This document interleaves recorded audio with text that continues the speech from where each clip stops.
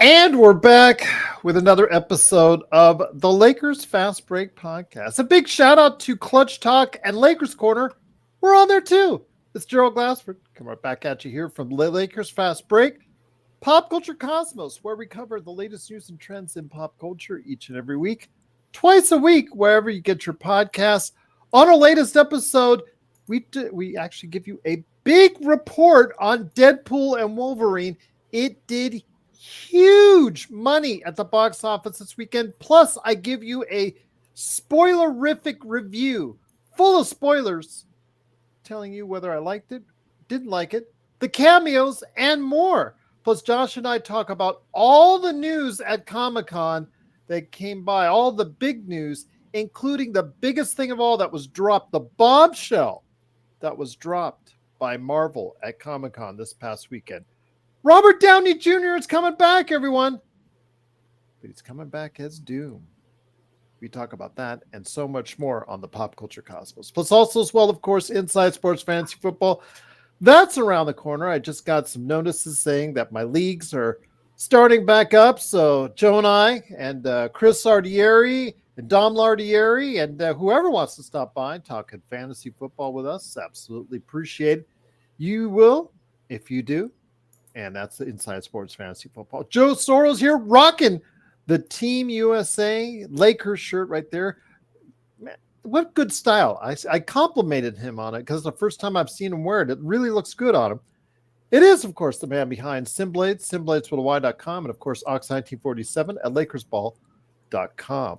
Of course, also as well, our good friend John Costa and Clutch Talk, Lakers Corner. You want to go ahead and make sure you like and subscribe to his channels. He's been doing some crossover shows on each of our channels, so go ahead and give him a big support. He is where we were once at as far as a small, growing, fast-growing YouTube channel. We're a little bit larger, fast-growing YouTube channel, so go ahead and support all these great channels. Plus also our good friend, Mr. Of course, Stone Hansen at report_court, the Lakerholics crew of Laker Tom, who I will touch on here in a little bit as far as something he said on his Twitter. He's back at it. So go ahead and go catch him.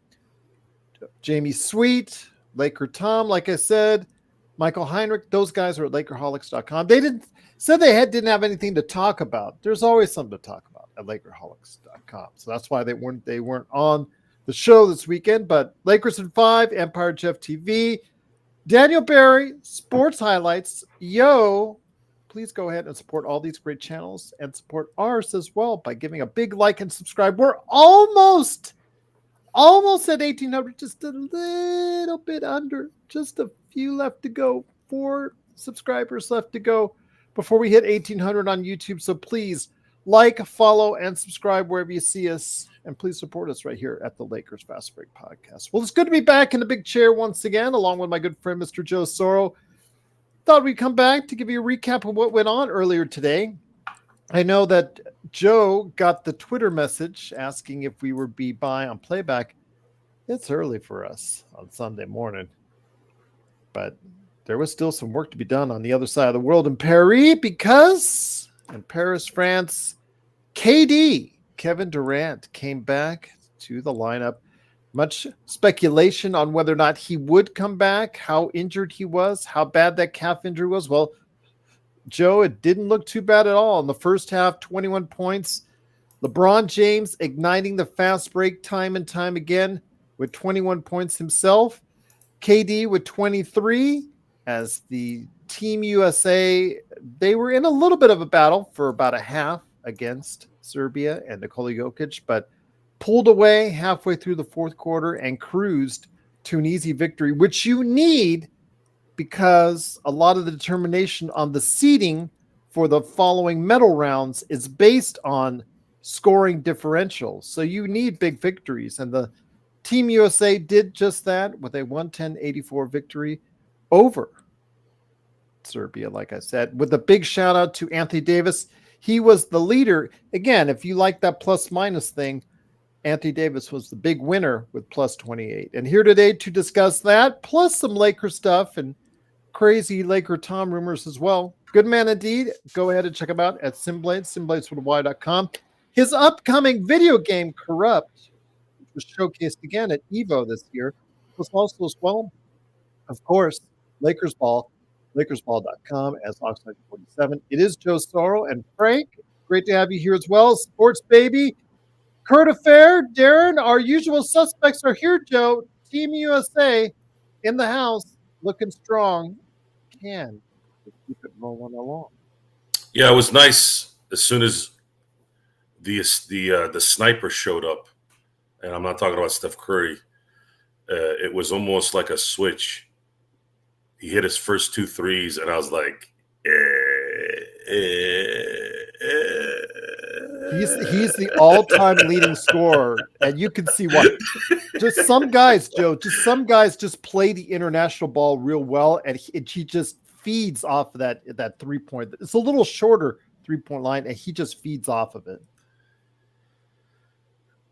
You know, I'm going to get into other details of the LeBron Durant, because this game was about LeBron and Kevin Durant, and it sparked something for me today. My buddy messaged me. He was at Comic-Con this last weekend, taking pictures and dressing up and lucky guy doing all that stuff, right? And he kind of gave me that kind of nostalgia comment, like, man, Durant, LeBron, right? This could have been the Bird. This should have been the Bird Magic era again, but Durant and LeBron. And I'll get to it later in the show because I want to talk about the game first. But this was a display of really, and again, all due respect to Steph Curry, the best players of this era. And this era, you can say, has been 15 years, not 10. Typically an era is 10, but since a lot of these guys are starting to play 20 years, you almost have to extend that era now. It's no longer a 10-year run. You had Larry Bird played, 12, 13 years? Magic played 12 years. Jordan, if you kind of eliminate the Washington years, I count them, but I really don't. Jordan played like 13.8 years. These guys are playing 20, what will be 22 for LeBron. Durant came in the league in 2007. He's starting to creep up into that high teen area now. If these guys are doing this much in, I mean, I don't know if we can really measure things anymore. Mm-hmm. I really don't. I don't think we can measure anymore. And you would look at someone like Kevin Durant, and the word is that he does love basketball more than advertised. I don't think it's advertised a lot, but it's showing in the game. And I don't know if Steve Kerr held him out on purpose, or if it was indeed rest that he needed, or had a major ailment, or whatever it was. I sometimes don't. Maybe I go into my cynical side of things. I feel like, why waste this guy's energy until you actually have to? Well, Serbia came out kind of guns a-blazing. I knew because I had text messages coming my way after about 2 minutes. And of course, I'm like sitting there going, guys, I was like, it's 2 minutes into the game. Wait a minute. And then as soon as Durant came in the first quarter, what was it, the 6.5 minute mark or so, it was almost like I really felt after that second 3, I'm like, this game's over. Durant and Davis came in early. I think if you notice that, they came in real early. I know that Embiid was getting some huge heat, as they would say in our pro wrestling vernacular, because he chose Team USA over France, as far as which country he would choose.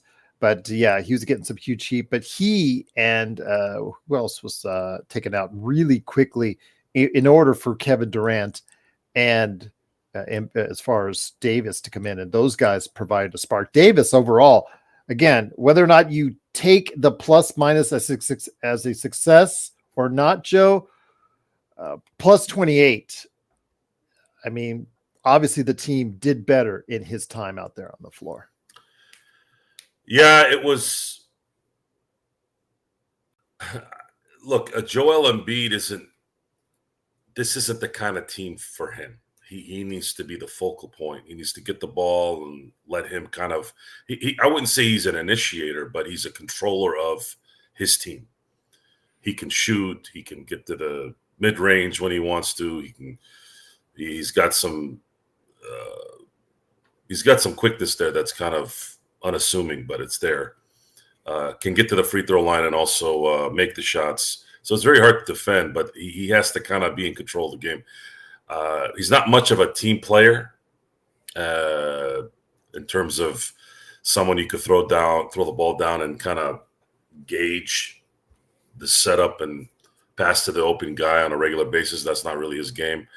I don't really know if there's a player in the past that I can compare Joel Embiid to, because you don't see big guys do what he does. He's probably the one of very few that could do.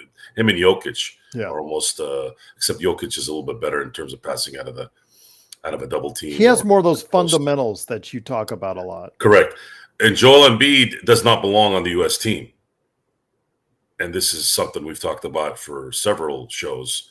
There's way too many people that do not belong on any particular country's team. I don't know what the point of bringing him on this team was if he wasn't. I understand he went to Kansas, but he was born in Cameroon. And I know Cameroon doesn't have a basketball team, but that's still, I mean, I don't know. I didn't really get that, unless they were trying to guarantee that they win the championship, win the gold, which is probably what it was for. There's been a lot of discussion on why Steve Kerr is not playing Jason Tatum. And I thought Steve Kerr threw himself under the bus called himself an idiot, I think. Well, I don't think he really believes that. I think he said that to be kind of make sure this chemistry doesn't go off. Mm-hmm. The problem with Jason Tatum is he's very streaky, and this team can't afford to have anyone not shoot well. So for those of you who are watching the series here of international basketball, you all saw what happened when they weren't making shots. Right? Wouldn't it have been so funny, though, if Jaylen Brown was put on the team instead of Derek White? Both those guys, if the rotation worked out the way it would, you would have to play Halliburton. So Brown and Tatum would be on the end of the bench for Team USA. I believe that the Jaylen Brown thing had more to do with his vocal issues on things than actual play. Derek White maybe is more of maybe they thought, well, he's more going to be receptive to the team type thing, which that also doesn't make any sense because Jaylen Brown's a pretty team guy as well. But I going back to LeBron and LeBron and KD,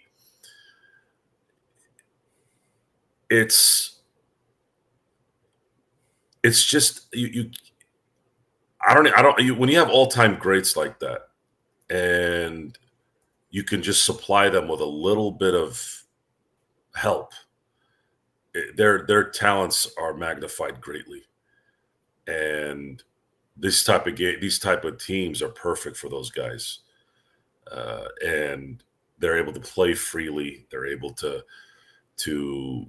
execute whatever plan they have. And that's really the mental part of it, is they know that, hey, if something doesn't go right, we have enough talent around us to do what we need to do. But I was very impressed at the energy that LeBron had. It almost looked like the beginning of the first and second quarters of games when he's on during the regular season.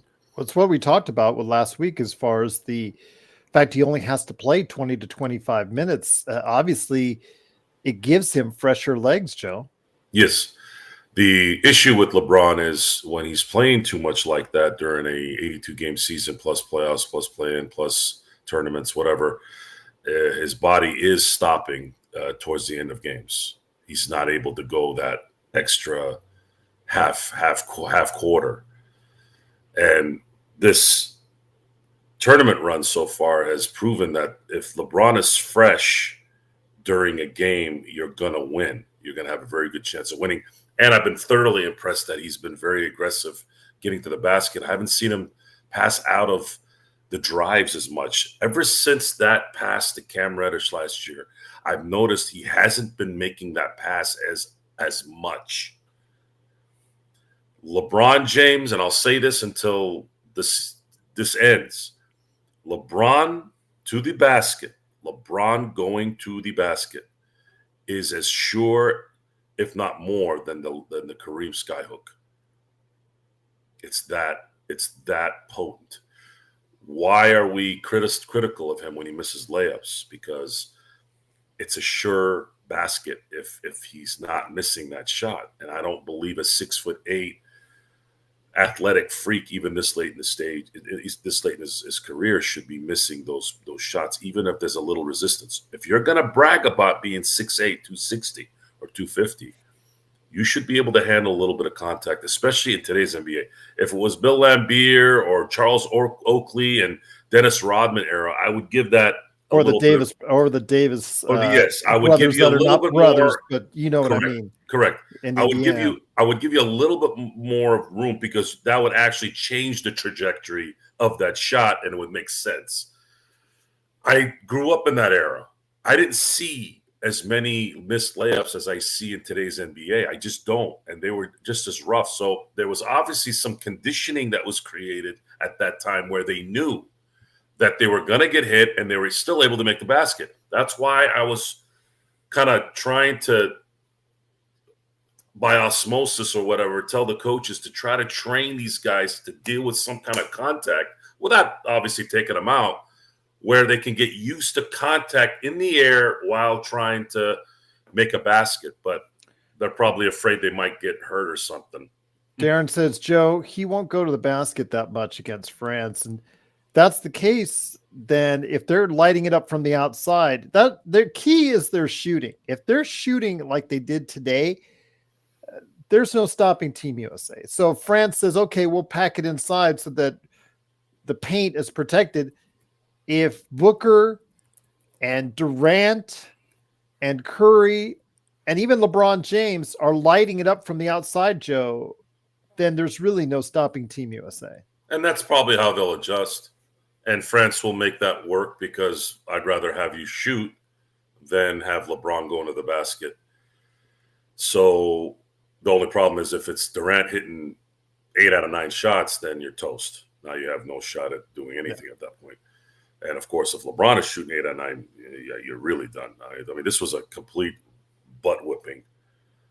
And I did also notice, as great as Jokic is, man, he was at the mercy of his talent. He didn't have as much room as he did when he's in Denver. He doesn't have Jamal Murray there, or Michael Porter Jr., or any of his Denver crew. And I noticed that collapsing on him while he gets the ball is much easier.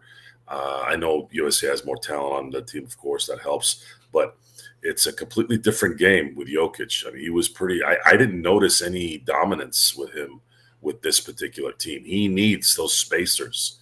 He needs that space to operate. And the reason why I bring that up is I think it's very important that we understand, as in terms of knowledge of sports, and not just basketball, but any sport, eras, rules matter, and competition. They matter. You can't simply just assess a career or a play or a player based off of just an individual season or a particular era. Like, there's too many variables that get put in there. And what I saw today with Jokic is, if Jokic doesn't have the space that he needs, that he gets when he's in Denver, he's easily kind of neutralized. So when you compare Jokic, because we've been hearing this, Jokic, is he the best? Is he a top 5 center? Absolutely not. Absolutely not in my book. I know he's a 3-time MVP, but I just don't see how. And Sam Hill, I don't even know how does he get past Bill Russell, Will Chamberlain, Kareem Abdul-Jabbar, Shaq, David Robinson, Hakeem Olajuwon. I mean, you could say Dolph Shays. He's part of the 75 crew. How do you put him in there? I mean, I don't know. Today, watching it, I just think there's just other players that I believe that I would go with before him because of certain circumstances. But going back to, again, I keep kind of veering off here, but going back to LeBron and Durant, I felt as soon as Durant came in, it was as soon as he hit those first two shots, you could just see Serbia go shoot, and then they never really recovered after that. Once again, it is the Lakers Fast Break. It is Joe Sorrell, aka Alex1947 from LakersBall.com. It is me, Gerald Glassford.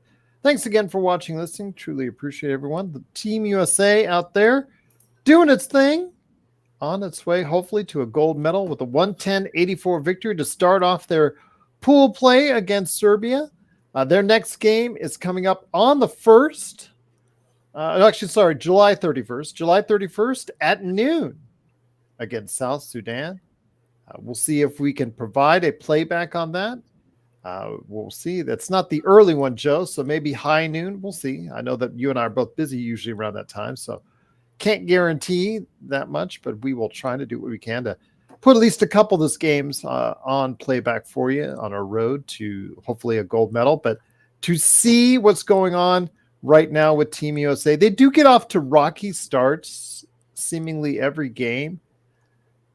I mean, is it time to bring Kevin Durant in? I know that one of the comments in the chat, the world's best chat room that's out there, of course, it's the Lakers Fast Break, was, put Booker out and bring Kevin Durant in. I mean, the team also loves having Drew Holiday out there to start with. You might want to cite that. But both those guys hit their shots today. Booker was 4 of 5 from 3.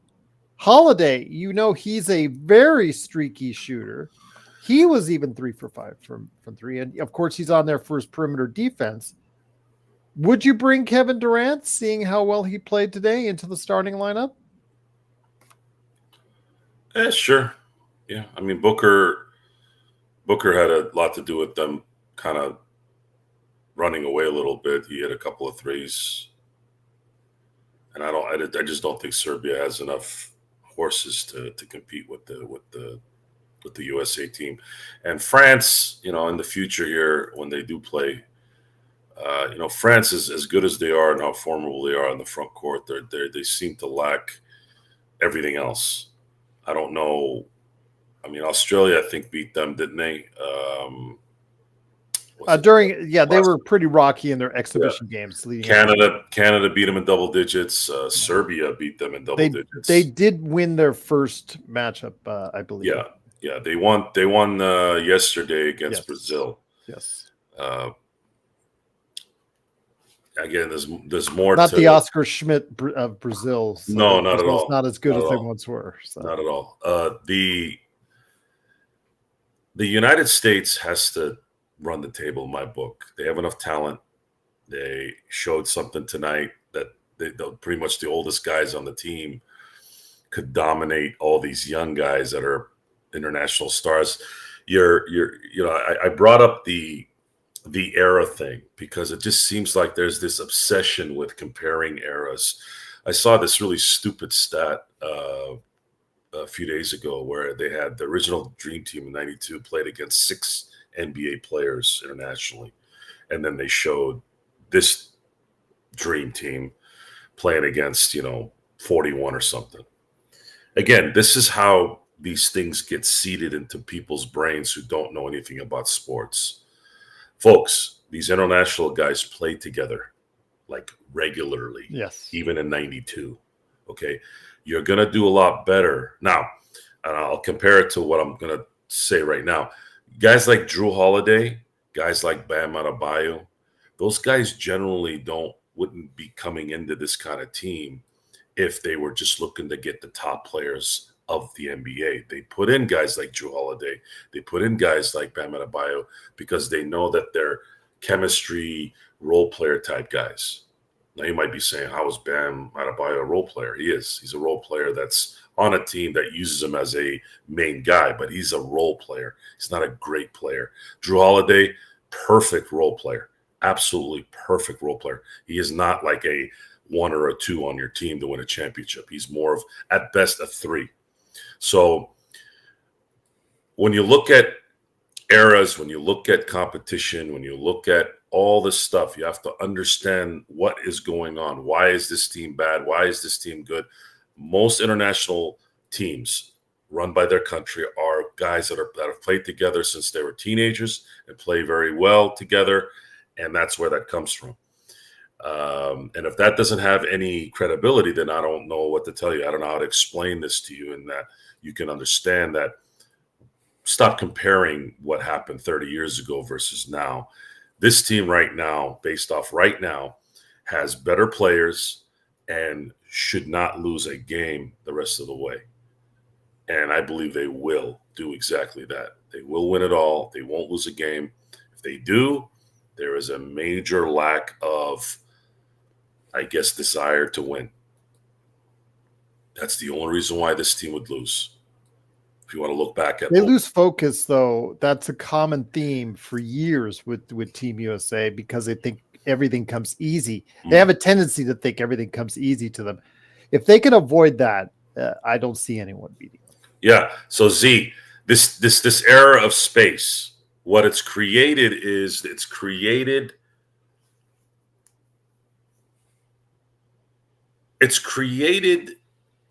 easier execution.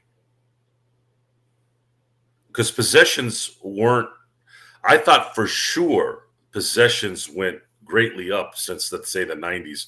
But a year ago, Sean and I did some investigating on this. Turned out there was only 4 extra, like when we averaged it out, it was only 4 extra possessions a game compared to what it was in the 90s. I was a shock to me. I didn't think it would be that low. So what's happening is these guys are actually just more efficient in scoring and getting assists and getting rebounds. That's I think what's really changed. And everyone is more well-rounded. Before, you used to have a specific spot on the court. You had the center, you had the power forward, you had the small forward, you had the shooting guard, you had a point guard, and you had those guys doing specific jobs. You never had a 6'2", 6'3" guard, i.e. Russell Westbrook, going after rebounds near the basket. The only reason why you saw Magic Johnson master the triple-double, and then 10 years later, or I should say 5 years after he retired, you had more or less than that actually, Jason Kidd, is they were big guards whom were savants. They were probably the 2 smartest basketball players ever, right? 2 of the most smart, the smartest players of all time. So they were, you could have those guys kind of, I guess, relinquish the defensive anchor a little bit so that they can start the break. They knew where to get the ball out quick. They knew how to outlet. Like, so many details in how this works. And you have to analyze it by that. You have to watch the games. You have to understand what their games are, how it executes, how they execute. And they are,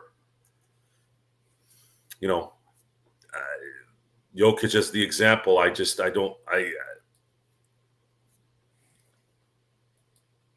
still would take Durant. I still would take LeBron. Their worst years, I'd still take them above an MVP year of Jokic. Once again, it is the Lakers Fast Break. Team USA with a 110-84 victory. Joe Soros here, Ox1947 at LakersBall.com. Also, as well, if you like what he does, go ahead and check out what he does during the day at Simblades, Simblades with a Y.com. Joe, again, I guess the next opponent is going to be South Sudan, team that came close very much to shocking the world in the exhibition play.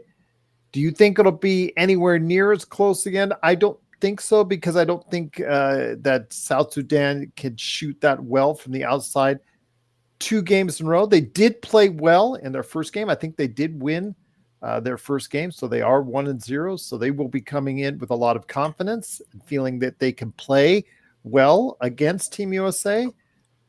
But I think, again, if just the USA keeps its focus, I'm not asking them to shoot 56% from behind the 3 like they did today. But if they could just keep their focus, I think that's all you need to do. I'm expecting them to shoot 57 from three, especially against South Sudan. Yeah, absolutely. I expect this team to take offense on how they played against them the last time, and you need to blow these guys out by at least 20. Mm-hmm. Show them that this was a fluke. You got a little big-headed here, where you kind of saw yourself a little bit bigger than you are. Time to have the U.S. Team humble them.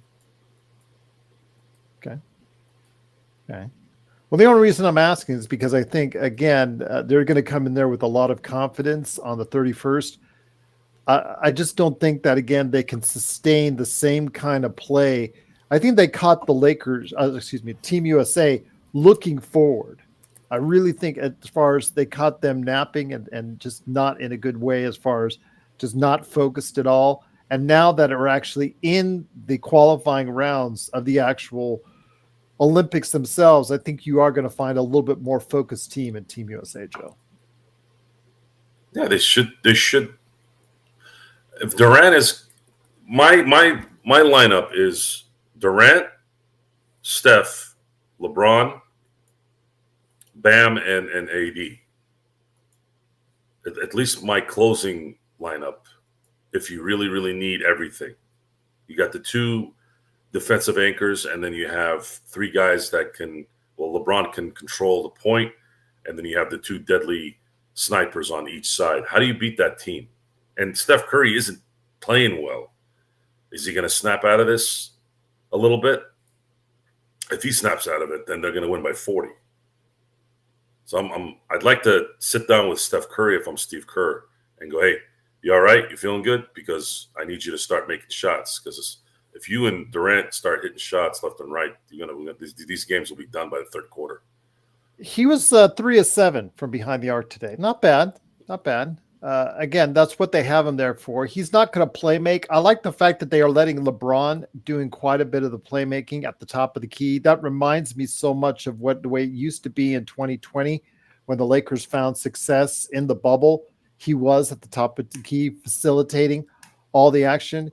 He did run some actions and pick and rolls when he was there today, and it was kind of nice to see. But like you said, when LeBron is at the top of the key, he can actually look and see clearly what he wants to do, where he wants to move the ball to, or if he wants to do what you're telling him to do, and that's drive the ball to the basket.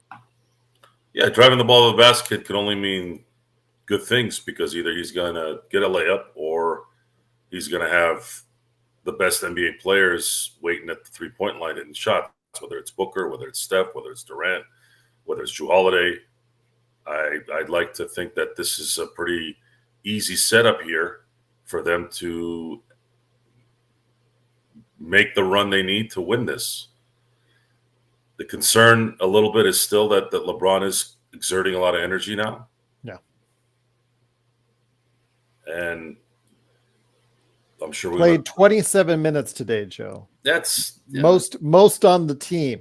Yay, great. Maybe we need to start coming into grips that LeBron doesn't really know how to play any other way.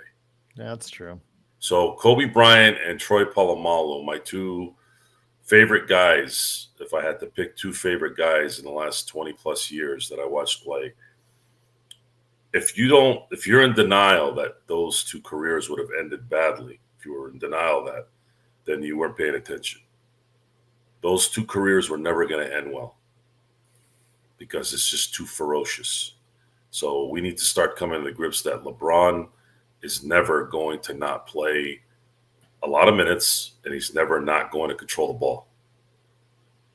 He is not an off-the-ball guy. No, I don't care what anyone tells you. And even Kobe wasn't an off-the-ball guy. Although the only time he's an off the ball is when he's running the lane. But we could have had it. We could have had it if we was this close had Chris Paul came to LA or come to the Lakers. Yeah. That would have been the one guy that I believe very, very, very well that would have had Kobe not having to worry about controlling the ball. But even then, when he needed a basket, he'd still do his thing. But Chris Paul was the exception. I think Chris Paul would have been the exception. The reason why I can't work with LeBron is LeBron is a ball handling player. Like that, he's a point forward. Kobe was never really a point forward. He was just a guy that would get the ball to get the basket. So I think it would be easier for Kobe to adapt to a off the ball, and much better for his game. He is a slasher and a destroyer, and that would be better for him. Much like how Pippen would be the point forward for the Bulls back in the 90s, and it would allow Jordan to get rest during a lot of the stretches during the game, therefore keeping him fresh towards the end of the game. The coaching issues I've had is when you sit there and you tell me you want to be a coach with LeBron on the team, and my first question to you is, can you create a system that doesn't tax LeBron? And as of right now, in his 21 plus, now going to be 22 years, there hasn't been a coach since that's been able to do it. And the difference between LeBron, Kobe, Jordan, let's say, let's use those guys, is Jordan and Kobe had a coach that expanded their games by implementing a system that helped everything, not just their game, but also obviously the people around them. LeBron has never really had that. And it might be his fault because he's not necessarily coachable. I know that sounds weird for a lot of people to hear, but he's not. He's never really been coachable. And maybe it does come from him. And being the Peyton Manning of the NBA. Peyton Manning, I don't think any coach, whether it was Tony Dungy, whether it was Kubiak, whether it was anyone, Jim Mora, definitely not Jim Mora, I don't think anybody could come to him. I mean, there's a play against the Steelers in 2005 during the divisional round where Tony Dungy wanted to punt the ball, and Peyton Manning went like this. He just said, F off. That's LeBron James. And it contributes to why those guys, as successful and as great as they are and have been, it's that little thing that's probably held them back a little bit in winning more, because they've never really been in a system.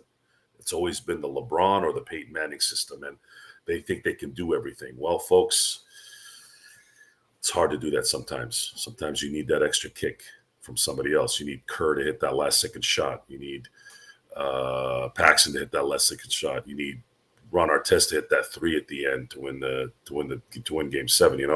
LeBron has gotten help. I'm not saying he hasn't gotten help, but I think in the long run, looking at what's coming here for the Lakers, I'm still holding out hope this one last time that somehow this guy's game can be put in a system where he's not taxing himself. And watching these games, and it's just not happening. How much better can you be than Steve Kerr? Steve Kerr's supposed to be a top 5 coach in the NBA. He can't really do it. So maybe we're just not going to get that in this guy's game. Again, Team USA with the victory, 110-84. It is Gerald Glassford along with Mr. Joe Sorrell, a.k.a. Simblades with a Y.com. And, of course, he is Ox9247 at LakersBall.com. Joe, before we head on out, I wanted to go ahead and talk a little bit about the Lakers, of course, the name on the marquee for this channel. When it comes to what Laker Tom, who said, along with the other guys, that he was going to take the weekend off, but obviously he was busy on Twitter. Again, yeah. Who's taking a weekend off? The Lakerholics. Haven't they taken the last 3 weekends off? No, just took this one off. That's all. They were there. They were there last weekend. Were they? Yeah, they were there. Trust me. I know. I edit their shows. Oh, I mean, but be that as it may, must be taxing to work once a week. Oh, for an hour. Hush. But anyways, well, I have to edit our shows. Yeah, Jamie, I'm talking to you, boy. Oh, talking to you. All right, and needless to say, I'm not gonna dog on Tom. He's probably taking his Midol. That happens. Well, he might want to dog on Tom after you see the fact that Yes, he said that the Lakers are finalizing a trade with the Portland Trailblazers. Of course, one of the names of the week, of course, you go to some of the other channels, seems to be a new name every day, like a carousel. This player's coming to the Lakers. This player's coming to the Lakers. And one of our, I think it was Juan, said earlier that Zach Lowe has said this was looking good. I don't know how good this looks. Again, he Laker Tom, in doing this, said he would have to give up, the Lakers would have to give up both their first round draft picks. If you're the Portland Trailblazers, I would not even want to listen on the phone if you're offering that to me, unless you gave me the 2 first round picks. And if you're Lakers, if you do this, it just tells me, Joe, that there's a sucker born every minute and that there's one in El Segundo. Who the hell leaked out a lame bait BS trade scenario like that? You should be giving whoever is getting Jeremy Grant that 2 first round picks. You want somebody else to give you 2 first round? For what? The second worst contract in the NBA? And Robert Williams, who gets hurt walking into his house? No. Absolutely ridiculous. That's a leak. No one is offering 2 first round picks for Jeremy Grant. I wouldn't offer him 1. Not even 1. 0. You offer me. I might do a first round pick to us instead of asking for 2 to take that contract off your hands. And you got to help me out by getting rid of the trash I have, because we got to loosen up this. When are they going to figure out how to get some of these spots open? Are you going to get somebody? I'm listening to JJ Riddick earlier today on the NBA Sirius XM radio, and he speaks like a damn politician. And by the way, his explanation and why he didn't vote for Anthony Davis for any kind of relevant Defensive Player of the Year positioning only told me more and more why this guy already has shown that he is a clown. I mean, because you sit there and you tell me how some of this stuff was predicated on the team thing, yet you put Victor Wembanyama on that top 3 voting thing. Folks, I'm not. What do you think? I'm stupid? How do you say team and then you have Victor on there? I'm not saying you were wrong by not putting him there. He should have been the Defensive Player of the Year. He should have been the Defensive Player of the Year. But you're contradicting your reason for the other guy. At least Anthony Davis took his team to the playoffs. I mean,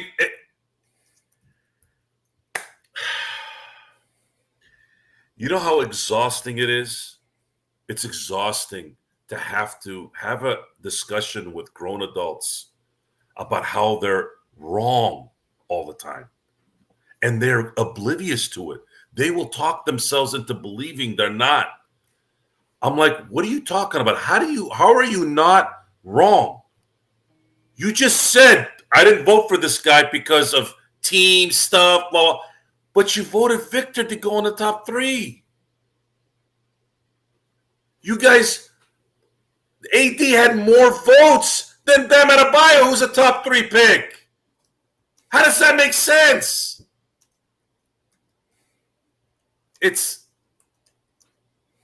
I don't know what to tell you, man. I don't know what to tell you. So now you want me to trust these guys to set a trade that'll work to bring in a big man. Oh, we need a big man. What big man? What? There's like 5 of them out there. They're all getting paid $30 million a year. How the hell are you going to get a big man here to help AD? You had your chance to go get Jonas.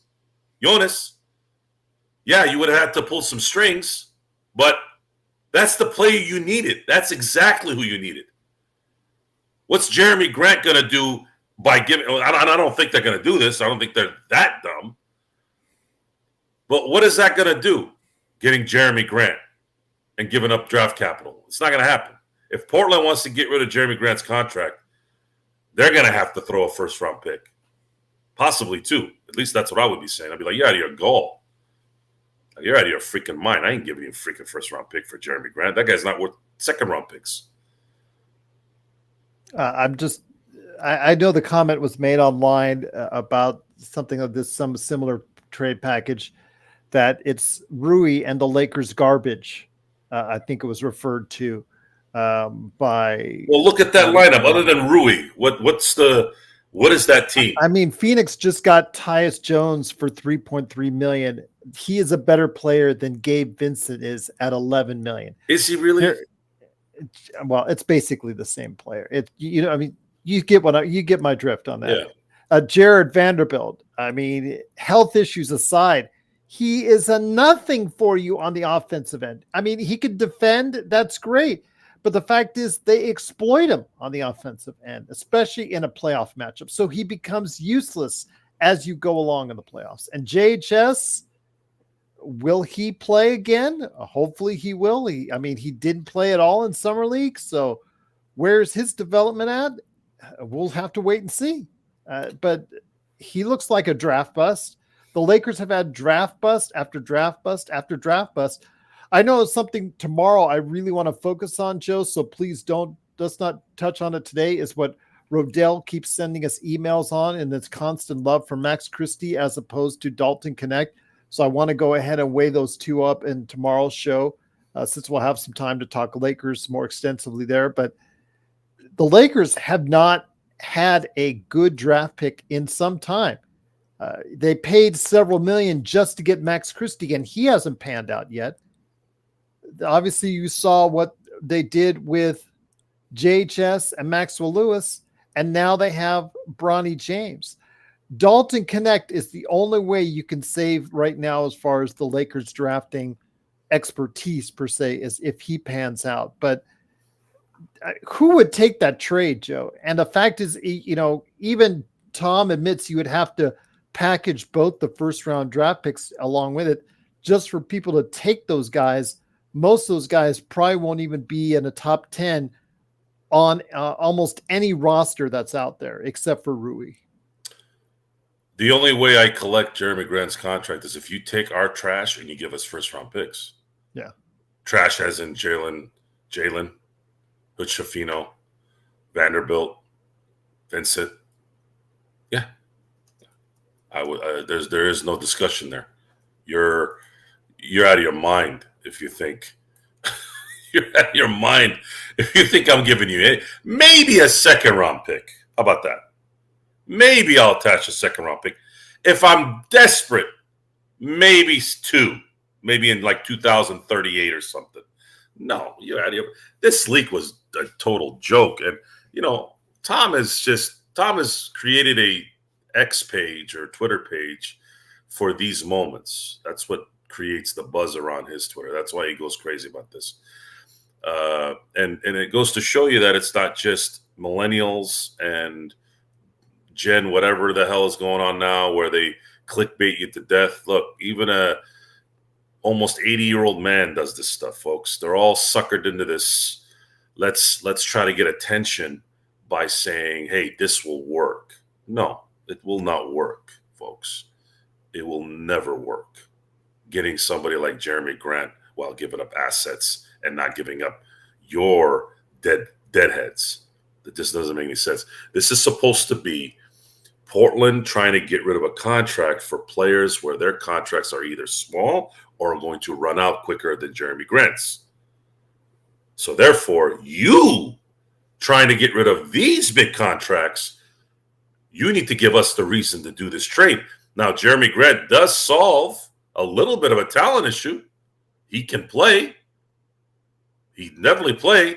He would definitely be the third best player on the team with Connect, with D'Lo, with Reeves, and probably Rui would be in that deal, right? So he wouldn't be here. I'd say, yeah. I'd say he's probably the third best player. But is he worth $120 million over 4 years? You have no choice at this point. You take what you can get, but you got to get something too.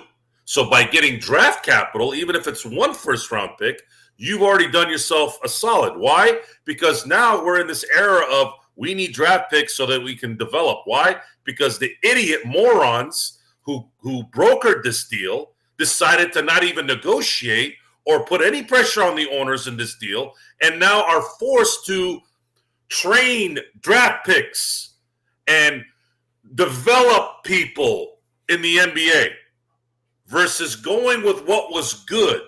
What has the NBA done in the last year? They took a giant dump on free agency, which was their bread and butter, a bigger dump on the trade deadline, and even a colossal Jurassic Park dump on the best sports show, arguably ever. All for what? Because they all think, everybody's going to go over here anyways. We'll just force them. And you know what? They're probably right. We're sitting here complaining, but we're still watching. So they got us by the balls. Right? Yes. Chuck, the Chuck, as entertaining as he is, his nickname forever will be the big contradictor. Even worse than Shaq. Shaq is really bad at that too, but Charles takes it to number one. He'll sit there and he'll criticize the NBA for thinking about money instead of fans, yet the next article is, I'm getting paid 10 years, 210. You think if Amazon comes to him and says, hey, we'll cover your contract, we'll pay TNT to buy out your contract. You come over here and we'll add another $2-3 million. You don't think he'll run over there like a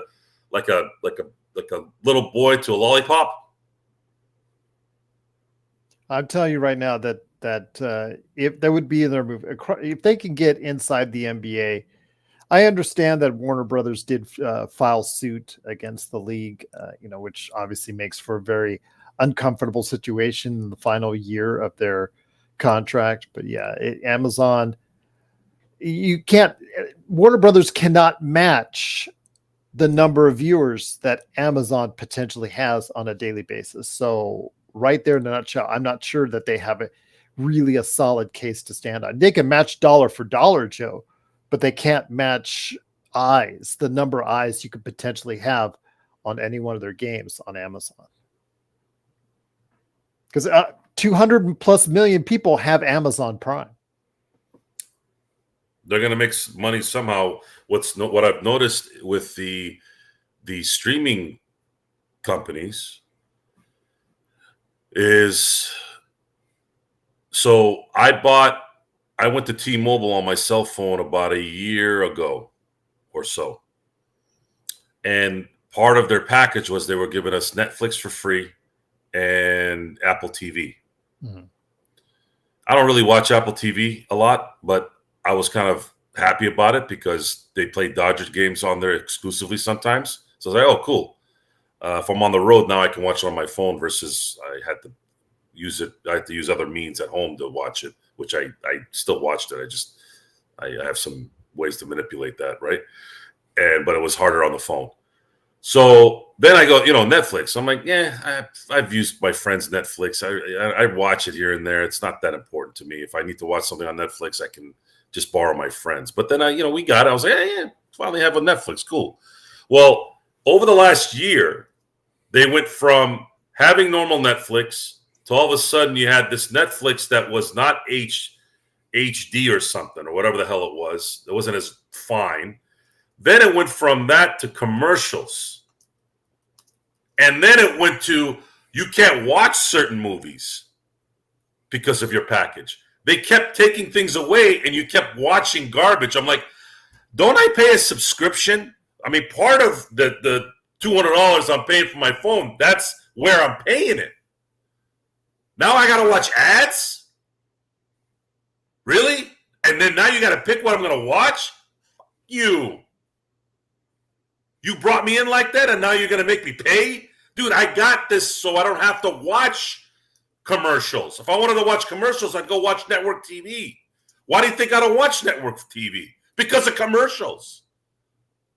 Why do you think I stopped listening to terrestrial radio? Because of commercials. Well, Joe, how are we supposed to make money? I just paid you a monthly freaking fee. Well, it's not enough. Well, that's your problem. Raise the price then. Well, Joe, people are going to cancel. Well, then figure it out. I'm not paying for something so I can watch commercials. I hate commercials. If There was a cable system or a satellite system that came to me and said, Joe, if I told you pay $300 a month and you will never see another commercial again, I would be so quick to pay in it, you wouldn't even know where the money came from. Okay? Stop tricking me. Stop trying to scam me. Okay? That's all I'm asking. You want to charge for your service, charge the mother freaking service. Or at least give the ones that think like me a chance to do that. I know that you have ungrateful schmuckies out there that get angry after $1 going up. I'm not part of that group. I don't care about that group. Take care of me, who's been taking care of you. So, now, we're going to have to watch NBA basketball on how many channels now? How many streaming sites? 8? Technically, yes. If you include your local outlets as well, yeah. So I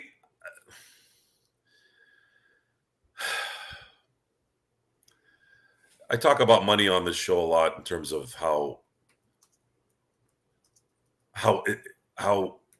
everything has become about money, and then there'll be retorts that are, it's always been about all the money. I go, no, it wasn't. It wasn't always about the money. If you look at the NBA in the late 80s, early 90s, when I really started watching, I don't remember this stuff. They didn't talk about this stuff. I told you, John Hot Rod Williams was the highest paid player, I think, in 1990. It wasn't even Michael Jordan. It wasn't Magic. It wasn't Bird. It was probably somebody else, but I remember he had a high yearly income. And I'm like, we didn't hear about all these contracts and money and this and money and money and money and money. And the more things are costing money, the more these guys are selling out. Like, I can't figure it out. I can't figure it out. But it's making the experience of sports not fun.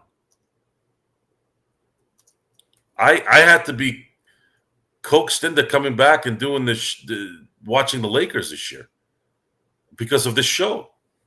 I really had finally gotten turned off by it after this Bronny James crap. We had private conversations. I really was done, man. I can't complain. You guys talked him back into everything in my life. When I'm done with it, you're done. Like I'm like Al Davis was famous for that. I'm the same way. Like once you're done, I'm out. And I've gotten calls from people that I've cut ties with, and I cut ties even deeper at that point because as soon as they start coming, hey Joe, I really want to hang out. I'm like, no, I ain't hanging out with you. I go, you're a scumbag. And they're surprised when they hear it because no one tells them. Their family doesn't tell them. The family goes into, passive aggressive. They'll say things behind your back. I'll say it to your face. I'll say it on the phone. I'll say it in front of everybody. I don't give a shit. If you're a scumbag, I'm going to tell you to your face or on the phone or in a text. Well, I don't give a shit what. And this NBA is what? Why are we sitting here and supporting just greed? It sucks. It's counterproductive. We love the sport, but they're not giving anything back to us. What are they giving us? They're giving us a reality show right now. The Lakers are. I'm listening to JJ Redick today. Man, that guy can talk. That guy can talk. The only problem is, I don't give a shit how good you talk. I'm listening to what you're saying. I'm not listening to the charisma. I'm listening to what you're saying. And I just heard contradictions every other sentence from that guy's mouth.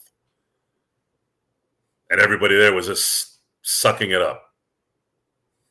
Now, the guy that was interviewing he's an interesting guy on Sirius NBA radio. His name was Justin Termini. He's usually a very brutal guy. But, he is. And he did kind of ask him a question but it was in a nice way. And I was like, Justin, come on, dude. Threw him a softball. He threw him a softball. That's a good way to say it. I go, Justin, you're on Eddie Johnson like freaking flies on dog shit. Dude, you had your chance to just skewer JJ on some of those, especially after that AD comment. Because I would have been on him right away. I'd be like, all right, JJ, you cannot say you didn't vote for AD because of team play and then vote in Victor Wembanyama, despite the fact that he was their only defensive player. You're contradicting yourself. Now, what's going to happen? I'm telling you guys this right now. Should have paid attention to this again. What is going to happen when it's December 13th or January 11th or February 3rd, when it's hot, cold, you're in Cleveland, you're in Milwaukee, you're flying back from 4 out of 5 on the road, and JJ gets on you? What's going to happen to the team? What's going to happen to that player that he talks to in not a nice way? Are they going to be receptive, or are they going to resent him? What's the Lakers' record going to be at that point? Because it's going to be harder for those players to get on him if they're at 40-20. But what if they're 25-27? And you know these vulture, parasite, cockroach pieces of shit media people, the second they see one little argument, they're going to just start doing this. Then what? Then LeBron's going to start tweeting about hourglasses, about things that fly in the air. It's supposed to be some kind of sign. I'm supposed to be impressed by this innuendo. But again, we will see. But I just wanted to go ahead and get your thoughts on it, Joe, because I thought it was just, I'm like, we're going to be watching, and we're going to dissect this, folks. Look, I want the Lakers to win.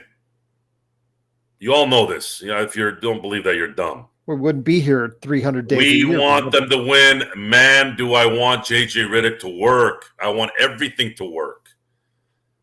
But they've given me no reason as of July 28th to believe that this thing's going to work, because it hasn't worked. And you haven't changed anything except JJ Redick, which is by name. I don't know if his coaching has changed. I don't know if his coaching will change what they've had. I mean, you had a good coach at Frank Vogel. You screwed that up.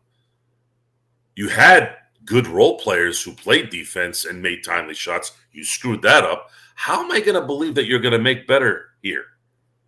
And you haven't even upgraded the roster. And you're involved in rumors about Jeremy Grant and how Portland wants 2 first-round picks. If I was the GM of the Lakers, I would have purposely done an interview right out of the gate. Right out of the gate today. I don't know where this rumor came from, but anybody who does 2 first-round picks for Jeremy Grant must be pretty desperate. I'm not going to go on there and insult anybody, but you can say it in a way where you can be like Pat Riley. What did Pat Riley say when Jimmy Butler was mouthing off? This is Pat Riley, right? Very well respected. The Godfather. What did he say? Just so you guys know, I'm not trying to be a tough guy here. Look, Pat Riley in the NBA, 60-plus years. Hey, if you're not playing, shut up. He set a precedent that way. That's what leaders do. Last thing before we go, Joe, something that's just popped up. Juan Stockton. I don't know if he's related to Mr. John Stockton, but anyways, are the Lakers a top 6 seed? I do like the name. If you're a Hispanic Utah fan, I think that would be there. You go. A pretty good name. I got to admit, fits right in. Plus, look. I grew up 45 minutes south of Stockton. A lot of Hispanics in Stockton, so maybe he's Juan from Stockton. True. There you go.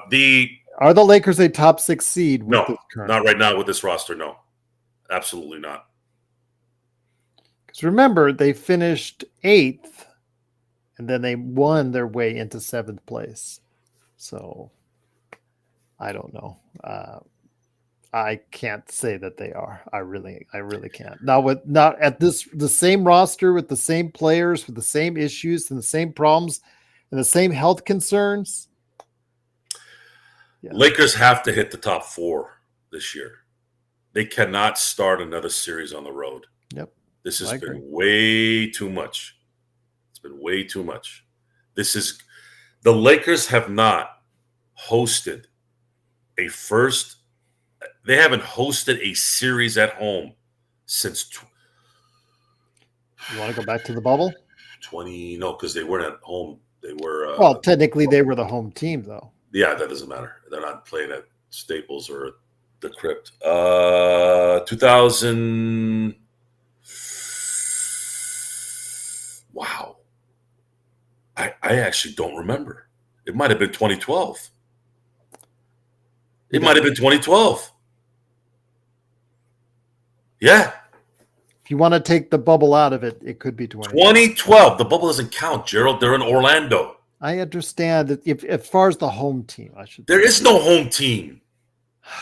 They did count home and away there. They did. Yeah, they did. Just like they do in the Super Bowl. But you call if Dallas is playing in Arizona, are they at home? In the crypt. How about they haven't hosted a first round series at home since 2012.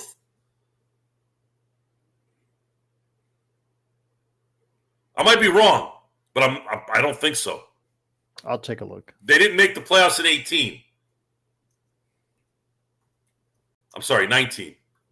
2018, 2019. When LeBron first came. 2020, bubble. 2021, Phoenix. Lost in Phoenix. Or Phoenix at the home court.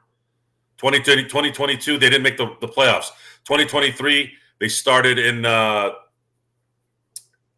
Memphis. Last year, Denver. Oh, the year before? Yeah. 2012, 2013. Yeah, they were on the road at San Antonio. Yeah, they lost to the first round because Kobe busted his Achilles. 2012, first round against, I think, New Orleans. 2012 was against Oklahoma City.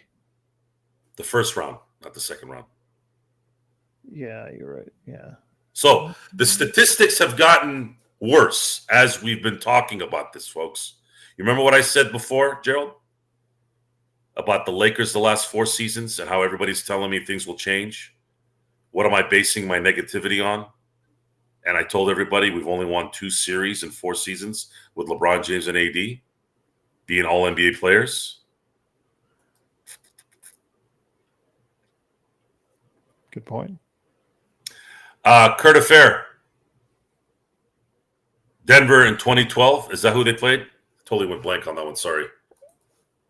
Yeah, who did they play in the first round? I could have sworn I'm it trying was to figure. New Basketball Orleans. Reference is still. That was New Orleans. Oh, that was 2000. Okay, they lost in OKC at the semis. Yeah, that's what I'm still trying to figure out. It was the Nuggets. Okay. I think. Hold on. Yeah.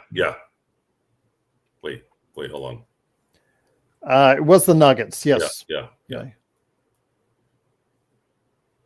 Finally came up for me. Yeah, they did host. You're right. So, guys, when someone tells you about the Lakers and their ownership and LeBron James and all this, especially the ownership, when did Dr. Buss die? 2014?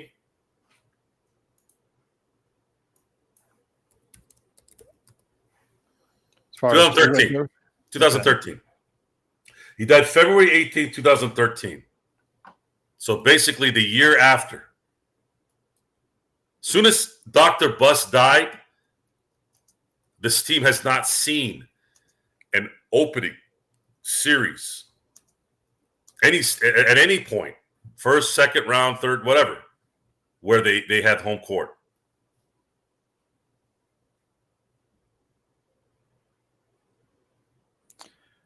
Juan, Jeremy Grant is a bad trade unless you're getting picks back sent along with him. But Gabe Vincent cannot play small forward, and Cam Reddish is not Jeremy Grant 2.0. Did you see how bad he was on the offensive end? He had zero confidence in his game. Every time he went to the basket, it was an adventure. I don't think you remember that. Maybe you weren't watching the games as closely, but yeah, Cam Reddish is not Jeremy Grant 2.0. He's not even NBA player 2.0. He's pretty bad. Cam Reddish is, unless he finds somewhat of what he once had, maybe with Duke, but he is not that same player. He looked absolutely terrible. He had a brief moment in November on the defensive end when he was leading the league in steals until he got hurt. But he is a terrible outside shot. And he, again, going to the basket was like an adventure for him. So Gabe Vincent is 6'2". So I don't know how he plays small forward in a situation. I mean, I don't mean to be disrespectful to you, my friend, because I know you're the eternal optimist, Juan, but yeah, it's that unfortunately cannot be the case. And Jeremy Grant, again, unless you're going to give us picks, we don't want that contract either. Although with the TV contract in place, it does get a little bit better over time. But yeah, getting stuck with that contract is still a hard pill for the Lakers to swallow. And he doesn't even move the needle. Even if we did get him, Joe, as a number 3, he still doesn't move the needle far enough. No, but we're talking about what you get. This is the same reason why I was initially wanting the Zach LaVine contract. If we're going to sit here and talk about developing and we're not going to win anyways, well, you might as well get some capital out of it. They need to build capital. They don't have anything. Yeah, if you give us the picks along with Grant, that's it. You want us to take on these contracts. You got to give us picks. Yeah. Zach LaVine for sure 2. Jeremy Grant for sure 1. For sure. If I don't believe this league at all. No one is giving Portland 2 first-round picks for Jeremy. I mean, these GMs all know, Joe. You've got to be the dumbest GM in the NBA. Yeah, there's if no you way. Don't know that Zach LaVine and Jeremy Grant are 2 of the absolute worst contracts in basketball. I mean, of course, when somebody calls you for it, sure, I'll listen to it, but you got to give me picks on top of it. Ben Simmons was for years the worst contract in the NBA. Now it's a contract now everybody wants because that's $40 million coming off the books. Well, that changed. Honestly, I think that changed drastically this last few weeks, and that some of these Brooklyn players, doesn't want it. Brooklyn says he can't have them. Franz Wagner just got $200 million. That might be the worst contract. I like Emmanuel quickly, but paying him $175 million. That might be the second worst. I mean, these contracts were horrendous. And again, this goes back to terrible collective bargaining agreement, all predicated on money because certain owners can't control themselves. All this money about, Mr. Dolan in New York complaining after the fact. Dude, you own New York. You own the most prestigious, not probably most valuable, most prestigious plot in New York, Madison Square Garden plot. Why are you complaining after the fact? I thought owners implemented a commissioner to speak for them. Where was he? Playing with his ears? What was he doing? This was a horrible deal. In so many ways. Also what? So that owners can contribute to the players. The players are employees. They're there to play. They are the most important part of this. But not at $200 million for players that are good. And some are okay, not even good. Quickly, really? 170? Really? That's a terrible contract. Franz Wagner making $212, that is horrible. But Bloodhound, they are not the best the Lakers are at managing money. You say they were number 2 in revenue in 22 and 23, and you don't hear them complain like Dolan, but they're not the best at managing their own money. I mean, all they had to do was make one small move last season for a team that finished in 8th place. Yes, they moved up to 7th, but they finished with their 8th best record in the Western Conference. They had just to make one tiny move, and they would have made Genie $10+ million, an extra $10 to $11 million. Again, that's just right there. And then, of course, they bungled this season's or off-season moves so much, Joe, Now remember, they had to go back, crawling and begging to LeBron to take a pay cut in order to get them under that second tax apron, because they miscalculated how much money they gave out.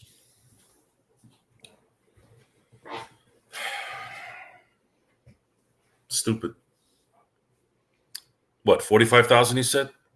Well, they're 45,000 under the second tax, but remember they said it was 104, 104. So how much did he take? How much of a discount did he take? 3. That's if, Joe. Well, there is some he's taking off this year, but it's a full $3 million if he does pick up the next year's contract next offseason. He could just do the same thing again and then re-sign for a larger number next year. Just do another 2-year. Juan, I salute your optimism. I can't salute it. No, I'm not saluting it. No, you need to get I did this for a few years and I'm done. No, at some point, what did George Bush say? Everybody, does anybody remember what George W. Bush? Read my lips. No, that's W. Herbert Walker. I get those Bushes. Okay, so that's W. I'll just say W. Everybody knows who W is. Good one. What does he say? Now you got me thrown off. Now I'm thinking about Bush. We're all three. I got you thinking about Bush. Anyways, he says, what does he say? Shame on you. Think of all these things. Better than Dan Quayle. Think of all his, what was it, potato or tomato? He fool me. Look, here. Fool me once, shame on you. Fool me twice, you can't keep fooling people. That's what it was. Okay. Now the real word is fool me once, shame on you. Fool me twice, shame on me. Shame on me. And it needs to be shame on you now. You cannot win in this league without talent. We went through this already. If you weren't on the show before. There's only been 2 teams that you can say didn't have star players on it. People's definition of stars is different, but mine is correct. The 2004 Detroit Pistons team, they had Ben Wallace, good player. It's not great. Chauncey Billups, very good player. Not great. Rip Hamilton, good player. Tayshaun Prince, good player. But no greatness. Not against Shaq and Kobe. Shaq and Kobe, I don't care how injury-riddled they were, they should have won that series because you had Shaq and Kobe.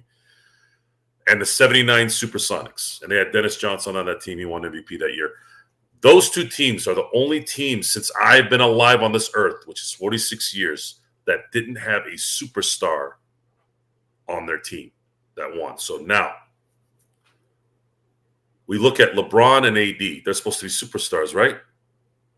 What have they done in the last 4 seasons? And they were younger 4 years ago and 3 years ago and 2 years ago and a year ago. Oh, and they didn't play in the Olympics like they're playing right now. Oh, your roster might be maybe worse than what it's been a year ago, 2 years ago, 3 years ago. Maybe not 3 years ago in 2022, but you know what I mean. And you now have a new coach who's never coached, who's been voting for players to win awards who have no business winning awards. Like now you have that guy with, making decisions for you now. It looks terrible right now. I'm waiting for a miracle. Is David Copperfield going out of nowhere, turn into J.J. Redick and make this magic happen? I'm sorry, that's the guy I grew up with. It's the first thing I thought of. I know there's other magic guys out there. David Blaine. Is he going to be David Blaine and magically make this team just start playing better basketball? What do you think, Gerald? Yeah, we just can't wave a magic wand. This is not like a. So that's Mitch Kupchak's thing, right? Yeah, Vegas magic show where you can just wave a wand and there you go. Like you said, David Copperfield just like spinning something around and there you go, automatically you're a winner. I mean, first of all, what is our owner, Joe, with the team in the state that's in? She's at Comic-Con talking about women of wrestling going to Pluto on a 24/7 status. I saw that, and I'm thinking to myself, get the team right first before you worry about your other ventures. That to me is disappointing. You can't say that, Gerald. You're sexist if you do that. No, I don't mind her going and doing whatever she wants to on the side, but at least get the one that she pays her the most. Stop being a chauvinist, Gerald. You're being a chauvinist. You're the chauvinist. See how much it sucks? See what sucks. What sucks? Well, what sucks is the fact that you have a dumpski owner worried about women's wrestling instead of her basketball team. Because that's just a side gig for her. The real job. Until you mastered the first gig, you don't do side gigs. Well, that's what she's doing. Yeah, well, maybe she should sell the team and go do that full time. That's my point, Joe. Yeah, I know that's your point. But you see those crowds out there, those dumpskis too. The second you criticize certain people, they start assuming you are thinking something else. Well, you're in the results business. I'm in the results business. I don't care who is leading the Lakers. If a man or woman, if they're not focusing on the Lakers getting back to a championship now, with Boston now ahead of us by 1, that to me is a problem. That should be your focus 24/7 until you make it happen. Yeah. Sorry.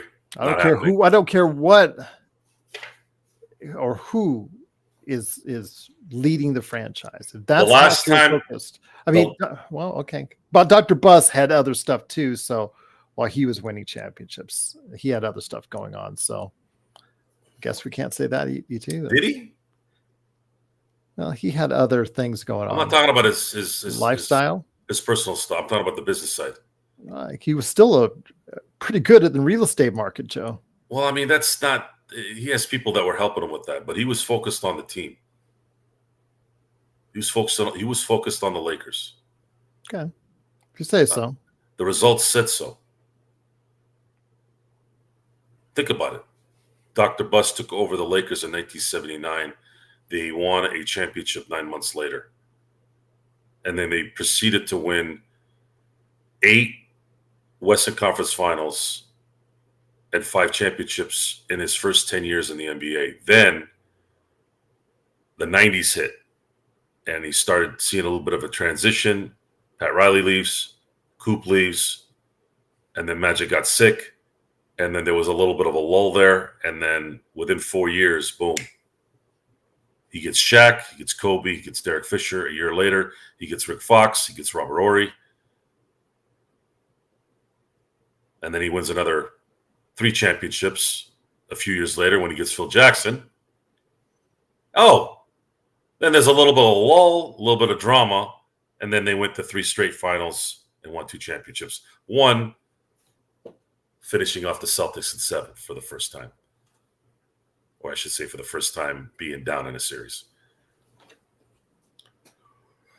I'm getting depressed now thinking about this. So, folks, the Lakers have not hosted a playoff series at home since 2012.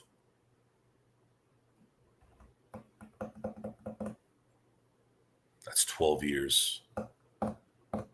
And you want me to be optimistic? Why? Because they won in 2012, 2020?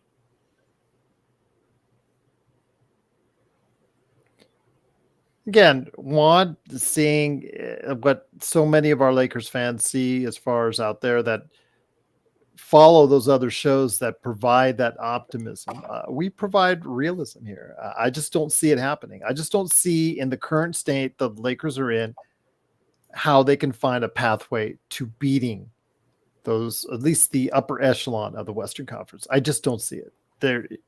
You're talking about LeBron and AD versus the world right now, and it just works great for Team USA, but right now for the Lakers. It's a constant repeat. I feel like I'm just repeating it. But they're getting older by the day, Joe. It's stemming from the fact that I keep hearing this optimism that doesn't have any backing to it. Yeah. You can't provide proof. You cannot provide proof to us that Gabe Vincent, Jared Vanderbilt, Cam Reddish, these guys that did nothing for us last year, for the most part, Jalen Hood-Schifino, Maxwell Lewis, Bronny James, Jackson Hayes, Christian Wood, all these guys who, all of them, had subpar seasons, even Bronny James at USC, are all going to miraculously come together to provide the Lakers exactly the kind of support LeBron and AD needs. Okay. You're asking us to buy in on that. We were here every day talking about that. I've had my Laker ball friends chime in on certain players that apparently have potential. When is this potential going to be realized? When we're 50? When we're 60? When, in my case, when I'm 80? In Tom's case, when he's 100? I mean, when is this potential going to be realized? I mean, that's what I want to hear. At LakersBall.com, who is it they say this potential is going to be realized? Bronny James. Apparently he has athleticism or something. He scored 13 in Summer League, and you want me to be high on that? Yeah. Because he's got potential athletically. I'm sitting there watching. I'm still watching this potential. I don't know where it is. I haven't seen it. He's supposed to have a vertical of 40. Has he gone to the basket and jumped over anybody to dunk? Because I remember AI was 6'1". I mean, he was probably less than 6'1". Actually, his height was 6 feet. Might have been like 5'10" maybe. And I saw him go to the basket. I never saw him miss it. I never saw AI miss layups. So where's your? And he doesn't have AI didn't have a 40 inch vertical, at least not that I know of. So what are we missing here? We're setting the stage, Gerald, for either a massive award for being right or a massive Titanic-like sink. So we're going all in. We're either going to be massively right or massively wrong. And I can't remember the last time we were wrong like this. About like stuff that. like this. Yeah, that's. And I was optimistic last year. You can go back and look at the tape. We both were. Yeah. I said, Rob paid everybody. Now it's time to put up or shut up. And they shut up, all right. And then at that point, it's not unfortunately, guys, I don't have the time to go scout the Vanderbilts during the summer or the Gabe Vincents during the summer. I don't know what these guys were doing. The last thing I knew about Gabe Vincent before he became a Laker was he was getting destroyed by Denver. But he played really well in the playoffs. So I didn't know. I didn't know what Jared was already hurting, Joe. Yeah. He was already coming into training camp. Vanderbilt got completely neutralized the same way Gabe Vincent did against Denver last year. Then what? Cam Reddish wasn't here yet, so I had no basis of that. Jackson Hayes wasn't here. Jackson Hayes actually played better this last year than I thought he would. That was positive, but he still was useless where it mattered. And that's the point here, guys. We need these guys to be useful when it matters, and they're not. Jared Vanderbilt, dead. Gabe Vincent, dead. D'Angelo finally played one good playoff game, but that's not enough. They need him to play at least 4 out of the 6 games really well if you're going to go that way.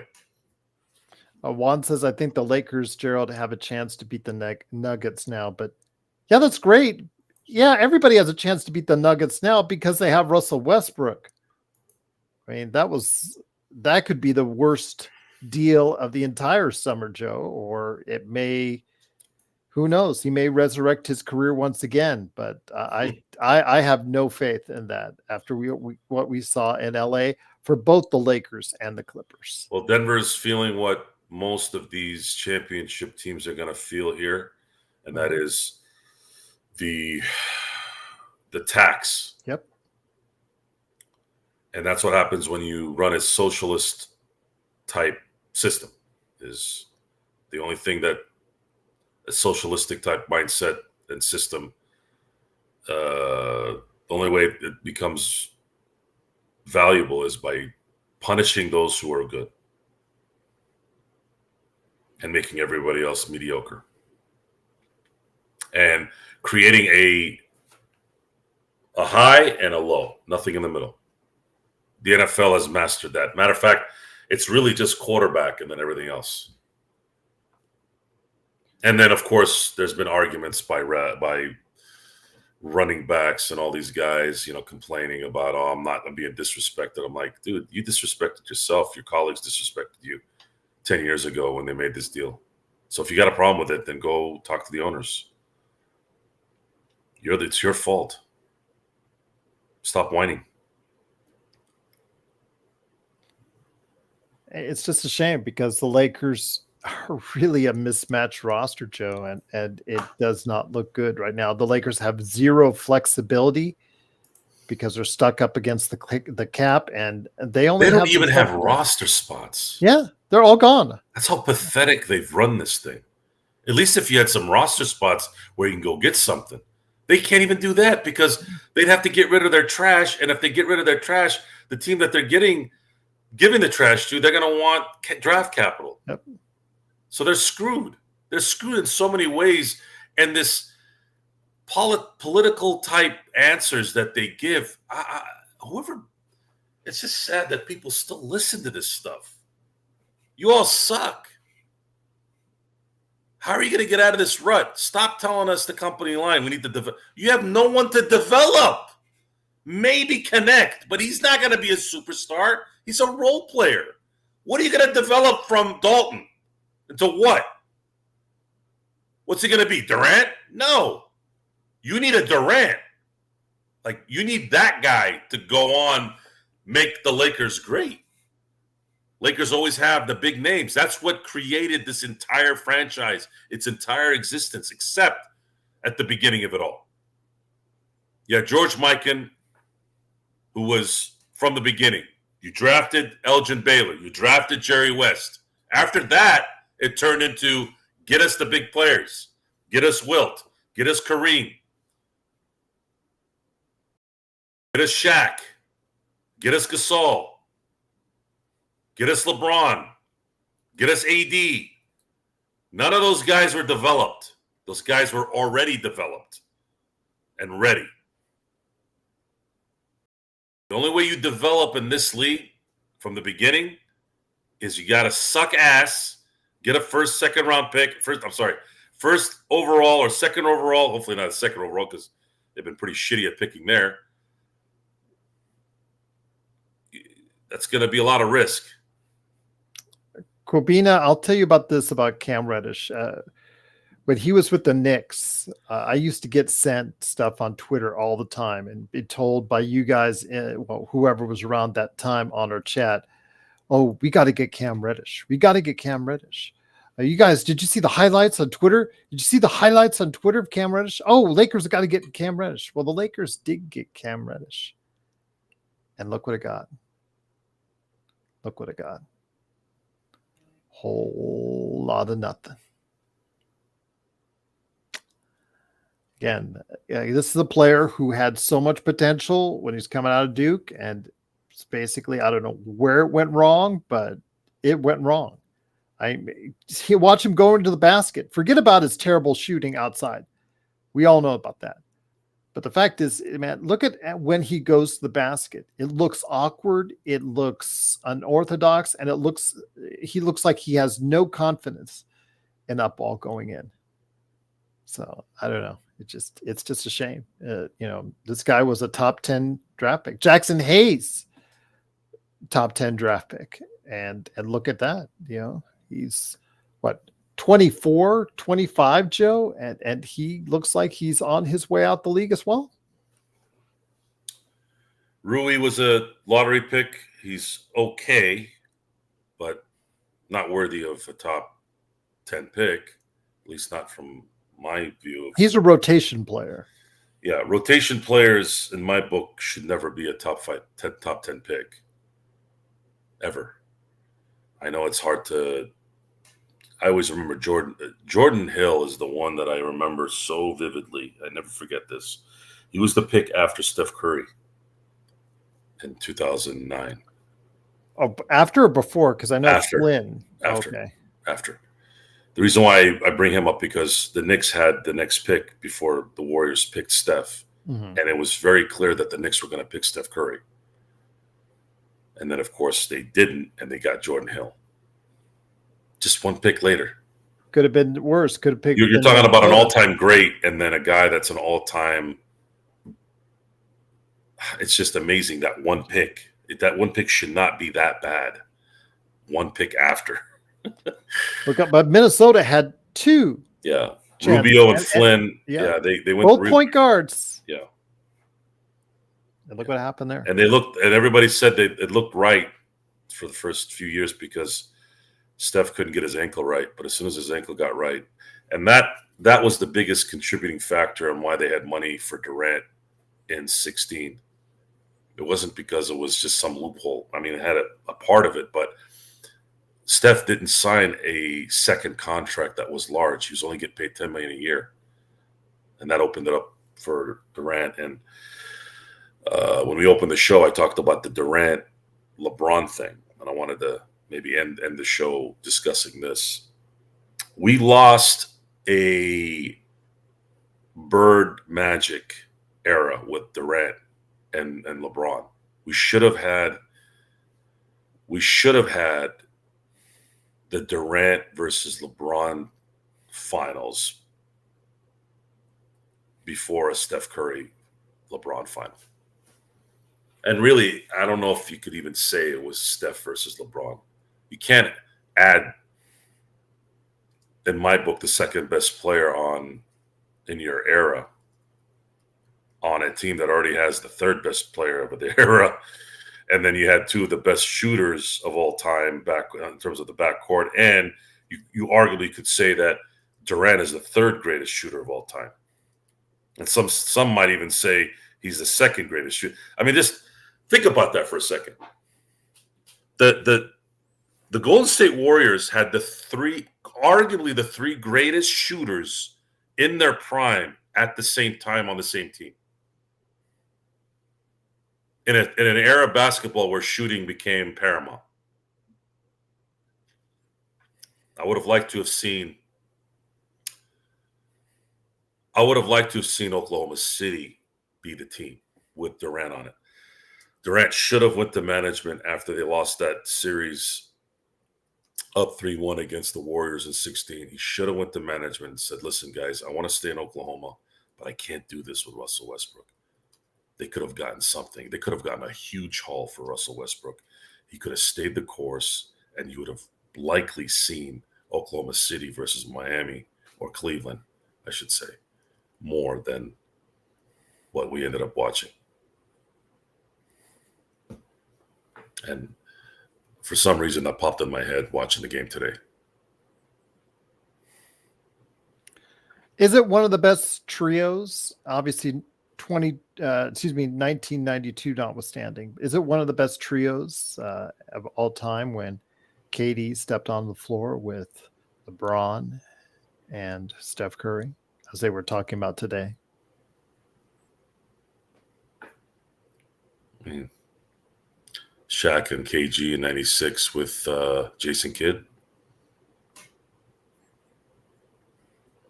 Magic, Kareem. I mean, it depends on how you value Jason. Magic, Bird, Jordan, but Bird wasn't really playing. Karl Malone. I'm not counting 92. 92 had so many great names. Yeah. I mean, you could say it, but I don't look at the Olympic teams typically and say anything great about them. I'm like, dude, this is America. America owns basketball. They've won 16 gold medals in the 20 Olympic games that they've had. They've won 16 gold medals in basketball. It should be 17. Actually, it should be 18 if not for Kobe's situation in 2004.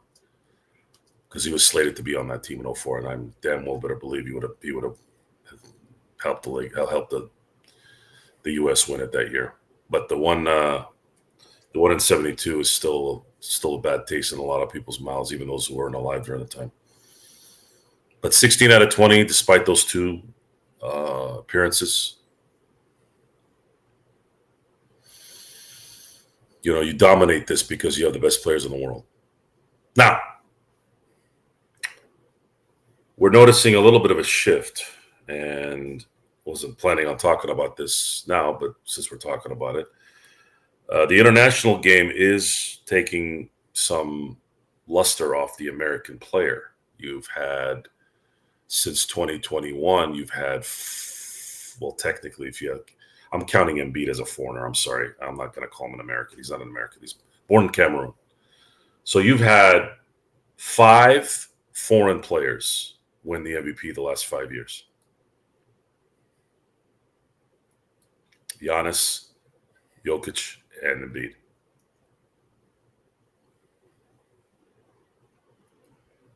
Now, I'm also noticing something. Basketball is becoming more intricate in terms of prep. Much like in baseball with travel ball, you're starting to see those who are around more resources to train with the best trainers and play in the best tournaments and network the best. You're starting to see a different type of player coming in. And you're probably going to continue to see that in the next 5 to 10 years. The NBA might be drastically different than what it was before.